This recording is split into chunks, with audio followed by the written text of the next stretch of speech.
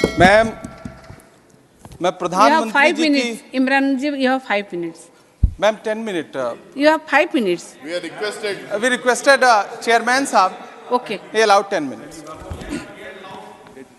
Ma'am, प्रधानमंत्री जी की सैकड़ों Okay. बार थपथपाई गई मेज के बीच अंतरिम बजट पेश किया गया और बड़े बड़े दावे किए गए। देश ये कैसा बनाया आपने, लूट कर पैसा बनाया आपने, देखिए जलते दिए भी बुझ गए, अजब दीपक राग गाया आपने। मैम, पूरा सदन अमृत काल के बजट की चर्चा कर रहा है, मैं तो गरीबों की रोटी और दाल के बजट की चर्चा करूंगा। तुम्हारी फाइलों में गांव का मौसम गुलाबी है, मगर ये आंकड़े झूठे हैं, ये दावा किताबी है। मैं इस बजट को अमीरों का अमीरों के लिए पेश किया गया बजट कहूंगा। इसमें गरीबों के लिए कुछ है ही नहीं। नौकरी मांगने वाले नौजवानों पर लाठियां बरसाने वालों, आपने इस बजट में युवाओं को क्या दिया? आपने पुरानी पेंशन बहाली की मांग करने वालों को क्या दिया? सालों से अपने लिए छत तलाश रहे लोगों को आपने इस बजट में क्या दिया? कुछ नहीं। और फिर आपको पूरी उम्मीद है कि पूरा देश आपके इस पेश किए गए बजट पे लहालोट हो जाए, तालियां पीटे, मंगल गान गाए। कैसे संभव है? मैं सदन में खड़ा होकर के इस बजट पे चर्चा करते हुए कहना चाहता हूं कि इस बजट में फुटपाथ पर रहने वाले, छप्परों में रहने वाले, झुग्गियों में रहने वालों के लिए क्या है, उनके लिए क्या है जो प्रधानमंत्री के किए गए वायदों की बाट जोह रहे हैं। हर साल फरवरी की खूबसूरत सुबह और सजी हुई संसद से बरसते हुए झूठे वायदों की जवाबदेही कौन तय करेगा? कौन बताएगा कि 2022 में प्रधानमंत्री जी जो सबको पक्का मकान देने वाला वायदा किए थे उसका क्या हुआ? लोगों के सरों पर छत देने वाले प्रधानमंत्री जी के जुमलों से अलग उन्हें यह क्यों नहीं दिखता कि राज्यों में बैठे हुए उनके नुमाइंदे लोगों के सरों की छतें उजाड़ रहे हैं? उत्तर प्रदेश हो, असम हो, जम्मू कश्मीर हो, मध्य प्रदेश हो, भाजपा शासित राज्यों के बुलडोजर न सिर्फ लोगों के घरों को उजाड़ रहे हैं बल्कि कुचल रहे हैं लोकतंत्र को, संविधान को, अदालतों के मेयार को। मैम, मैं आंकड़ों की बाजीगरी से अलग हट करके इस बजट पर एक बात कहना चाहता हूं। आंकड़े तो ऐसे हैं इस बजट के, ये कह रहे हैं 4 करोड़, वित्त मंत्री जी 3 करोड़ कहती हैं, प्रधानमंत्री जी 4 करोड़ कहते हैं। पहले तो आप इस झूठ में ही आपस में ही सलट लीजिए कि 4 करोड़ सही है या 3 करोड़ सही है। मैं आंकड़े तो ऐसे हैं इस बजट के मैम कि जो सुने वो बस पथराई आंखें लेकर किंग कर्तव्य विमूढ़ हो जाए। लेकिन झील में पानी बरसता है हमारे देश में, झील में पानी बरसता है हमारे देश में, खेत पानी को तरसता है हमारे देश में, जिंदगी का हाल खस्ता है हमारे देश में, दूध महंगा खून सस्ता है हमारे देश में। मैम, रोजगार, महंगाई, किसान, मनरेगा, पेट्रोल डीजल के दाम, गैस सिलेंडर के दाम, फसलों की एमएसपी की गारंटी, इन सब जन सरोकार की बातों से इस बजट का कोई लेना देना नहीं। हमारे ट्रेजरी बेंच के साथी हंगामा कर रहे हैं। मैं तो कहना चाहता हूं मैम, वो एक बार इनके एक नेता एक गांव में गए और उन्होंने गांव में कहा कि गांव वालों आओ, मैं तुम्हारी समस्याएं समाप्त करना चाहता हूं। गांव वाले इकट्ठा हो गए। नेताजी ने गांव वालों से कहा बताओ तुम्हारी 2 समस्याएं बताओ, मैं दोनों समस्याओं का यहीं पे समाधान करूंगा। तो गांव वालों ने कहा साहब हमारी पहली समस्या है कि हमारे यहाँ कोई हॉस्पिटल नहीं है। तो नेताजी ने मोबाइल निकाला, कहीं फोन मिलाया और मिला के फोन पे पता नहीं क्या कुछ कहा कि यहाँ गांव में हॉस्पिटल नहीं है, हॉस्पिटल तुरंत, यहाँ हॉस्पिटल चाहिए। गांव वाले खुश हो गए कि 1 मिनट में यहाँ हॉस्पिटल आ रहा है। अगली समस्या के बारे में उन्होंने, नेताजी ने गांव वालों से कहा कि मैंने आपकी पहली समस्या समाप्त कर दी, दूसरी समस्या बताओ। तो गांव वालों ने कहा साहब इस गांव में कोई भी मोबाइल का नेटवर्क ही नहीं है।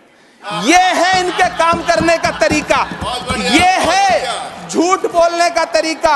इन्होंने वायदे किए बड़े बड़े, जो 10 साल के इनके वायदे हैं मैं उनके बारे में बात करूंगा। वायदों से ज्यादा इनके नारों पे बात करूंगा। पहला नारा था बहुत हुई महंगाई की मार, अब की बार मोदी सरकार। आइए इस नारे की समीक्षा करते हैं। पेट्रोल, डीजल, गैस, ये तो बड़ी बड़ी बातें हैं। आटा, चावल, दूध, दही, पनीर, छाछ, सब चीज पे जीएसटी। अरे ये फिल्में टैक्स फ्री करने वाले लोग कफन तक पर जीएसटी लगा रहे हैं और ये गरीबों की बात करते हैं। मैम, ये सरकार झूठ की सरकार है। ये सरकार के जितने दावे हैं सब खोखले हैं। आज प्रधानमंत्री जी कह रहे थे सबका साथ सबका विकास। ये कैसा सबका साथ सबका विकास है कि मौलाना आजाद नेशनल फेलोशिप आपने बंद कर दी, आपने माइनॉरिटी डिपार्टमेंट का बजट घटा दिया। आप कह रहे हैं सबका साथ सबका विकास। आप बात करते हैं बेटी बचाओ बेटी पढ़ाओ। हमारी आंखें हाथरस से लेके कठुआ से लेकर के और देश की जंतर मंतर की सड़क वो देख रहे हैं जब हमारी ओलंपिक पदक लाने वाली बेटियों को प्रधानमंत्री की चौखट पे अपना मेडल रख देना पड़ रहा है। इससे शर्मनाक क्या हो सकता है। मैम, कृषि विकास दर जो 2014 में 4.6% थी, इस वर्ष गिरकर 1.8 कैसे हो गई? क्यों हर दिन 31 किसान आत्महत्या करने को मजबूर हैं? ये सरकार उन पर क्यों बात नहीं करती? कीमत तो बहुत बढ़ गई शहरों में धान की, लेकिन विदा ना हो सकी बेटी किसान की।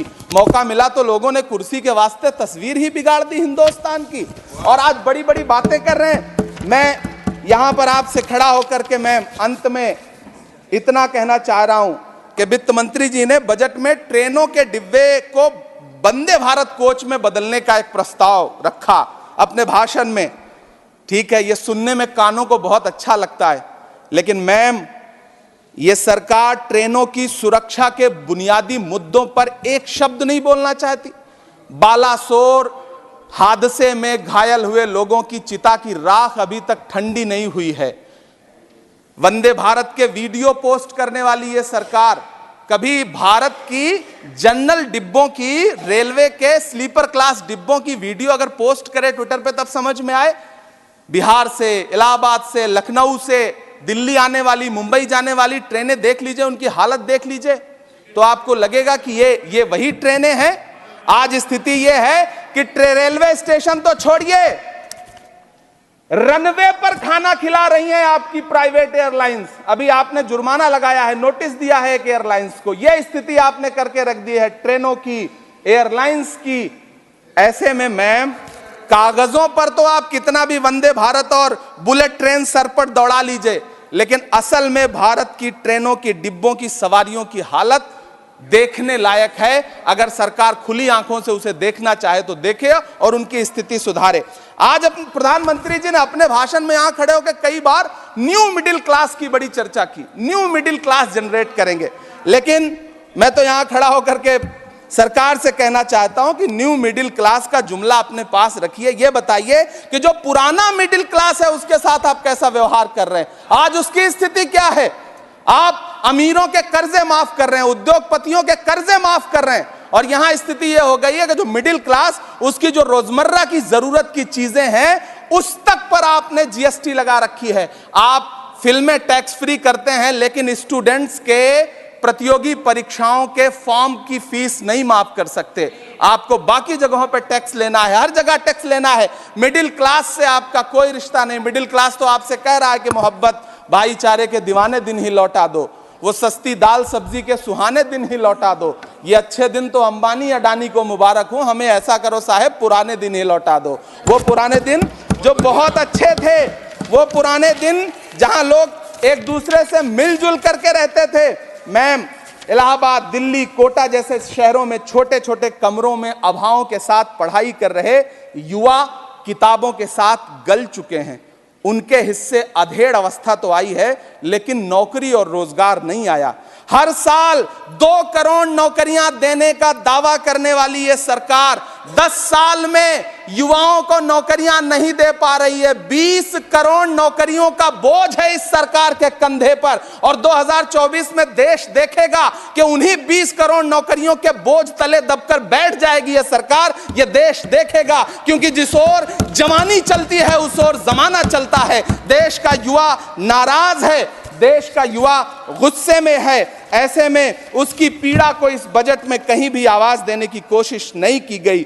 मैं आपके बीच खड़ा हूं, मैं तो वित्त मंत्री जी का भाषण सुन रहा था। यह कहा जा रहा था यह अमृत काल का बजट है, यह अमृत काल का बजट है। यह कौन सा बजट है यह बाद में तय होगा, लेकिन मैं इतना जानता हूं कि यह इस सरकार का अंतिम बजट है। आखिरी बजट है। Please conclude इसके your बाद न्याय का बजट पेश होगा, जिसकी इमरान चर्चा जी, राहुल गांधी जी अपना- पूरे देश में कर रहे हैं। न्याय अपना का वाणी बजट, को विराम 5 दीजिए। न्याय, महिलाओं Your के time लिए, is over. युवाओं के लिए, सामाजिक न्याय की बात जिसकी चर्चा पूरे देश में Your time जाकर is के राहुल over. गांधी जी कर रहे हैं, वो न्याय का बजट पेश होगा अगली बार। ये इस सरकार का अंतिम बजट है, अंतिम बजट है। अमृतकाल में गरीबों की रोटी और दाल के लिए इस बजट में Thank कोई you. प्राविधान नहीं है, आपका time- कोई आपका चर्चा time नहीं खत्म हो गया है। है। बहुत बहुत धन्यवाद।